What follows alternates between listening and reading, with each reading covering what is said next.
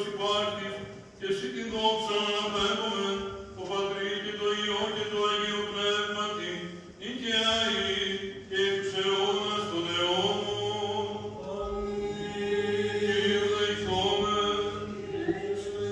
Κύριε ο Θεός ημών, ο τα σύμπαντα το Σωκράτη συλλέχων, και τη Θεία Σου και Παρασταγή Βουλή κυβερνών των κόσμων, ο ποιήσας εξ ενός αίματος πάνε έθνος ανθρώπων κατηγητή επί πάνω το πρόσωπο της γης, εκάρτω δε αυτόν τας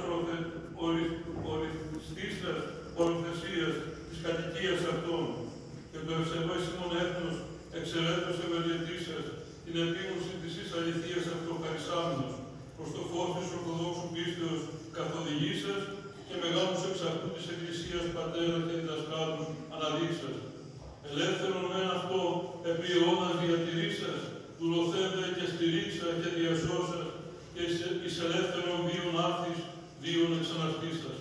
Αυτός που ανάγαθε δέσκοντα, επί τη απελευθερώση και παλιγενεσία του μετέρου έθνους, τας ευχαριστηρίους ημών ταύτας δέξε προσευχάς, και πάκουσον ημών εμπίστη δεωμένος σου εκτενός.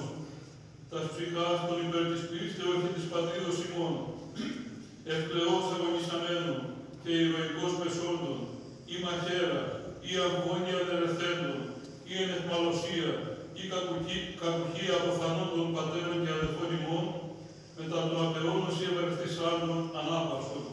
Ημάς δε πάντας, ο υπερασπιστής των σωτηρίων ημών, αξίους της ελευθερίας ανάδειξον και εν ειρήνη διαφύλαξον.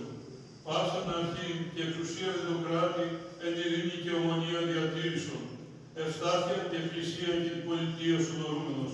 Σίγαρη ο άρχον της ειρήνης, ο σωτήρων ψυχών ημών, και σε τη δόξα αναπέμπουμε το Πατρί και το Υιό και το Αγίο Πνεύματι, νίκαια ή και εκ τους αιώνας των αιώνων.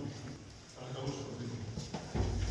Σε γνωρίζ από την όψη του σπαθιού τη τρομερή, σε γνωρίζ από την όψη που με διάμετρα κυλεί, απ' τα κόκκαλα πλανέλη των Ελλήνων τα ιερά, και σαν πρώτα αγριωμένη και προχαίρεται φτεριά, και σαν πρώτα αγριωμένη και προχαίρεται φτεριά, και σαν πρώτα αγριωμένη και προχαίρεται φτεριά.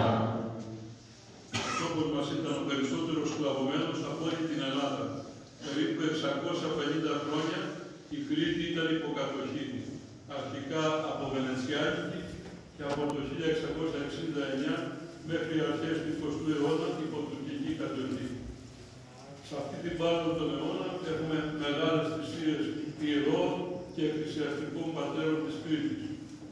Έχουμε την επανάσταση του Δοσκαλογιάκη, που όπως γνωρίζουμε όλοι τον έκδαρα στην πλατεία την ομώνυμη.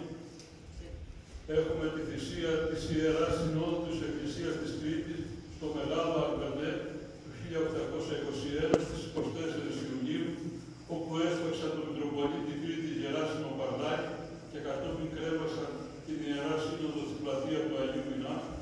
Έχουμε θυσίες ηγουμένων των μονών, της Μονής Αγκαρά, του Επανοσύρτη, της Μονής Αρκαδίου. Έχουμε τη μεγάλη θυσία του Αρκαδίου, όπου περίπου 900 άτομα ανατινάχθηκαν για να είμαστε εμείς σήμερα ελεύθεροι, και όλων αυτών τη μνήμη σήμερα γιορτάζουμε και δοξάζουμε τον Θεό που είχαμε τέτοιους προγόνους και να φωτίσει και εμάς τον μοιάσουμε έστω λίγο στη σύγχρονη κοινωνία μας που έχει πολύ αλλάξει.